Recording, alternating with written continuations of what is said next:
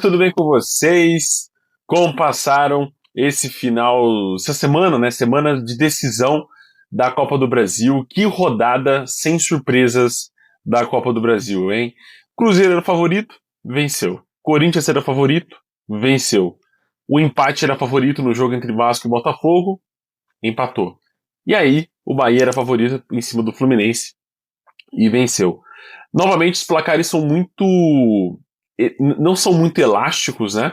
E o que pode render alguma certa emoção no jogo da volta, mas, né, que fica essa questão de não ter tido nenhuma grande emoção, nenhuma grande surpresa nesses jogos de ida, né? Nenhuma zebra, pelo menos, apareceu nessas quartas de final da Copa do Brasil. Bom, chega de introdução, eu sou Gabriel Todaro, seja muito bem-vindo na Rede com Todaro, seja bem-vinda também ao Na Rede com Todaro.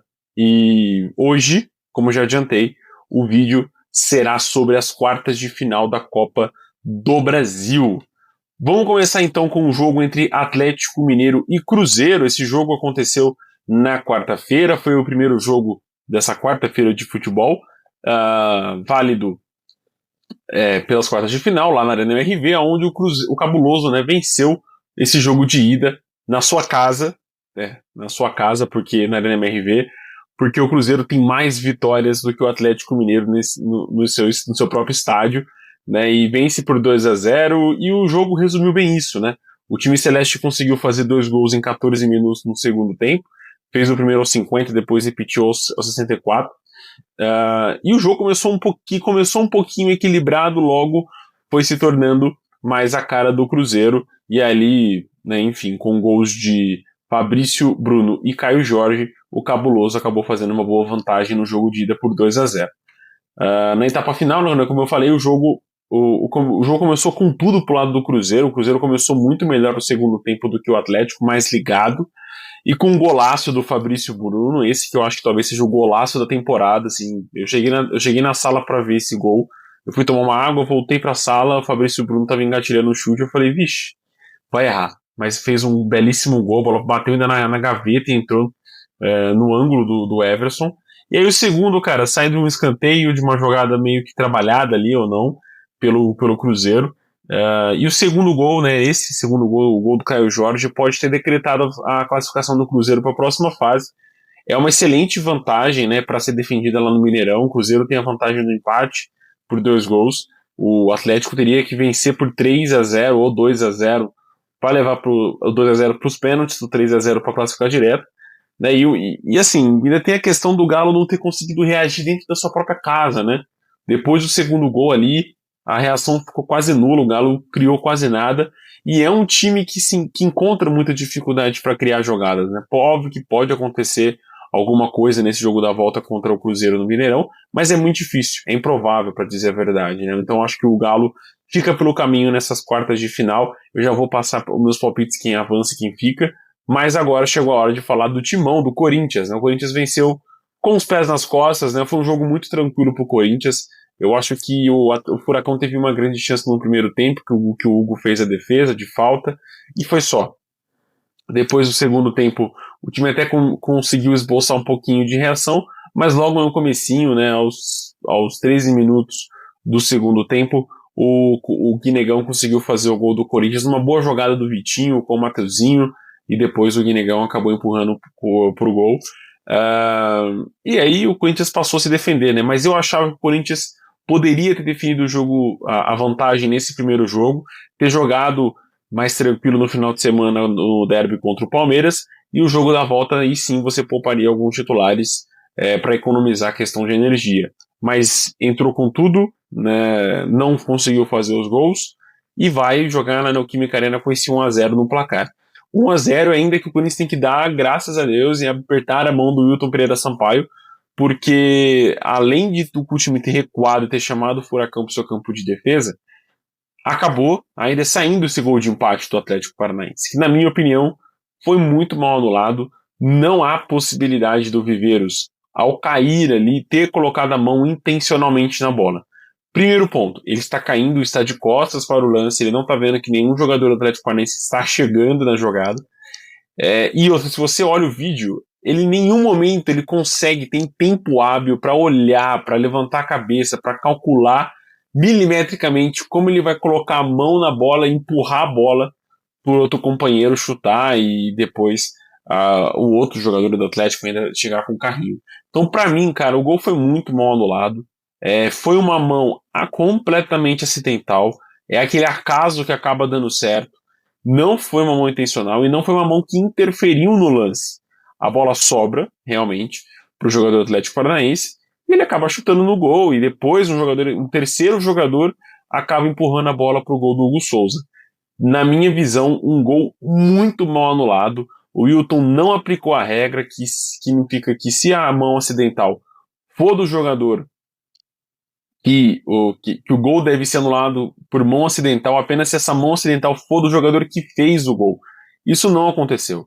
É praticamente como se tivesse sido um toque no meio de campo para o jogador armar a jogada e o outro empurrar para o gol. Para mim, errou demais. Errou o VAR de ter chamado, errou o Wilton de ter trocado de opinião, mas são árbitros fracos, árbitros muito ruins. E, cara, ele errou demais esse lance, na minha opinião.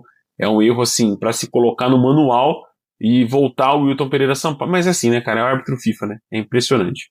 E depois desse erro crucial aí do Wilton Pereira em relação ao placar, ainda teve uma defesaça do Hugo Souza que, cara, no final do jogo ainda foi agredido por um torcedor covarde e babaca do Atlético Paranaense, e o que deve, né, espero que acarrete alguma punição para o Atlético Paranaense em relação aos seus jogos dentro de casa.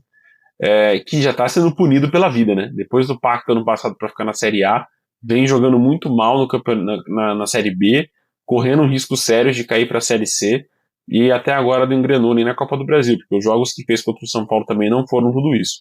E, cara, simplesmente o Corinthians tem tudo para passar o carro em cima do Atlético Paranaense na Neoquímica Arena, despachar o Furacão, é o favorito nesse confronto, sem sombra de dúvidas. Agora, confronto mais equilibrado, que eu não vou nem me meter para dizer quem é o favorito, pelo menos por enquanto, é Vasco e Botafogo.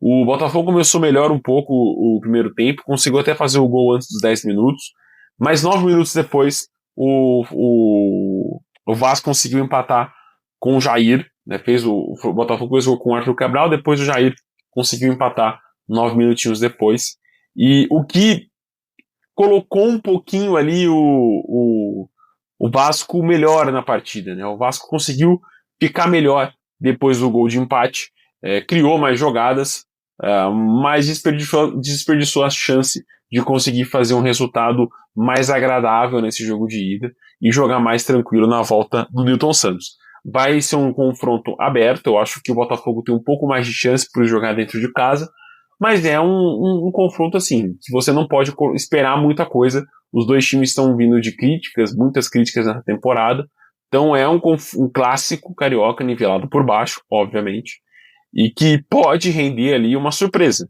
mas eu acredito que 55% de chance do Botafogo avançar em cima do Vasco. E finalmente, Bahia e Fluminense. Esse jogo, né, terminou com vitória do Bahia por 1-0, gol do melhor lateral esquerdo do país, brasileiro, Luciano Juba. Como joga bola esse lateral esquerdo, e não à toa o Rogério falou que até o final do ano vão ter mais um jogador convocado para a seleção brasileira, e eu não duvido isso, eu acho que está jogando muito bem, é uma temporada regularmente absurda do Luciano à frente da lateral esquerda do Bahia, decisivo, fez gol contra o Santos no final de semana, voltou a repetir a dose agora contra o Fluminense na Copa do Brasil, sendo extremamente decisivo e dando essa boa vantagem para o Bahia disputar no Maracanã contra o Flusão. O jogo foi muito movimentado, os dois times tiveram chances de marcar, teve bola na trave, teve gol anulado, teve pênalti que voltou atrás, todas essas marcações de arbitragem corretas, na minha opinião. A volta também está aberta, eu acho que é um confronto que pode acontecer qualquer resultado no Maracanã, só que o Bahia tem mais força, tem mais time, tem mais qualidade para segurar esse resultado no Maracanã, um empate, ou quem sabe explorar um contra-ataque e conseguir fazer o seu gol e sair vitorioso nessa partida. Pode acontecer. Mas eu acho que tudo indica para o Bahia classificar lá no Maracanã fora de casa por conta dessa vantagem que fez no jogo de ida. E aí, torcedor? O que achou do vídeo hoje? Um vídeo um pouquinho mais curto, são menos jogos. Deixa sua opinião aqui nos comentários, se concorda, se discorda. Deixa aqui nos comentários que eu vou ler e vou te responder também Se inscreve no canal, dá essa força, curte o vídeo, compartilha com os amigos e nunca te pedi nada, né, cara? Você tá ligado que eu nunca te pedi nada? E se você concorda comigo, que vai passar Cruzeiro, Corinthians, Botafogo e Bahia. Concorda comigo? 2 times com C, 2 times com B, hein? Muito bacana isso. Sabe o que significa? Absolutamente nada. Até o próximo vídeo, na segunda-feira, para conversar sobre a 22ª rodada do Campeonato Brasileiro. Um forte abraço e até o próximo vídeo.